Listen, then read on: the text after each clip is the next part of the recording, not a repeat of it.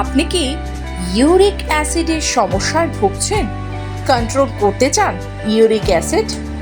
কদিনেই কমে যাবে জয়েন্টের ব্যথা, শরীর থেকে ছেঁকে বের করে দেবে ইউরিক অ্যাসিড। গরমকালে অবশ্যই খান এই সবজি। গরমে শসা খাওয়া স্বাস্থ্যের জন্য খুবই উপকারী। এতে প্রচুর পরিমাণে জল পাওয়া যায়, যার কারণে এটি শরীরকে হাইড্রেটেড রাখে। এতে উপস্থিত ফাইবার ইউরিক অ্যাসিড দূর করতে সাহায্য করে।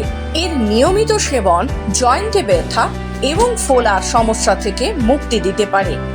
গরমে নানান ধরনের স্বাস্থ্য সংক্রান্ত সমস্যা হতে শুরু করে। গ্রীষ্মকালে হাই ইউরিক অ্যাসিডের সমস্যা উল্লেখযোগ্যভাবে বৃদ্ধি পায়। এই মৌসুমে শরীরে জলের অভাব দেখা দেয়, যে কারণে শরীরে জমে থাকা টক্সিন পুরোপুরি বের হয় না। শরীরে ক্রমবর্ধমান ইউরিক অ্যাসিড নিয়ন্ত্রণ করতে আপনি মাশরুমও খেতে পারেন।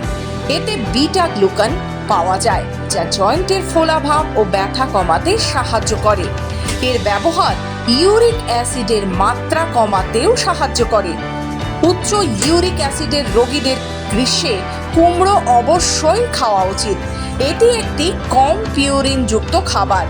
উপরন্তু এটি ভিটামিন সি, ফাইবার এবং অ্যান্টিঅক্সিডেন্ট সমৃদ্ধ, যা ইউরিক অ্যাসিড নিয়ন্ত্রণে সাহায্য করতে পারে। এর সেবন ওজন কমাতে সাহায্য করে, যা ইউরিক অ্যাসিড রোগীদের উপকার করে। গরমে শসা খাওয়া স্বাস্থ্যের জন্য খুবই উপকারী। পটল এটি গ্রীষ্মকালীন সবজি, যা ইউরিক অ্যাসিড রোগীদের অবশ্যই খেতে হবে। এটি শরীরে ইউরিক অ্যাসিডের মাত্রা নিয়ন্ত্রণে আনে। এটি খেলে বাত ও গাউটের সমস্যা থেকে মুক্তি পাওয়া যায়, তবে পটলের বীজ বাদ দিয়ে খাওয়াই ভালো। ইউরিক অ্যাসিডের মাত্রা নিয়ন্ত্রণ করতে আপনি আপনার খাদ্য তালিকায় টমেটো বাদ দিন। অনেকের ক্ষেত্রে টমেটো ইউরিক অ্যাসিডের পরিমাণ বাড়িয়ে দেয়, তাই চিকিৎসকেরা পরামর্শ দেয় টমেটো খাওয়া উচিত নয়। এই প্রতিবেদনে থাকা তথ্যের সত্যতা যাচাই করেনি খবর বাংলা।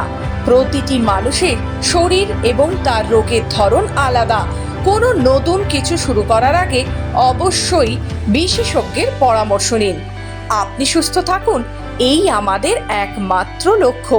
তাই তো সুস্বাস্থ্যের প্রতিবেদনে বলা হয় আপনাকে নিয়মিত ব্যায়াম করতে এবং মৌসুমি শাক সবজি ফলমূল আপনার খাদ্য তালিকায় অন্তর্ভুক্ত করতে। আরও বিশদে জানতে হলে অবশ্যই বিশেষজ্ঞের পরামর্শ নিন।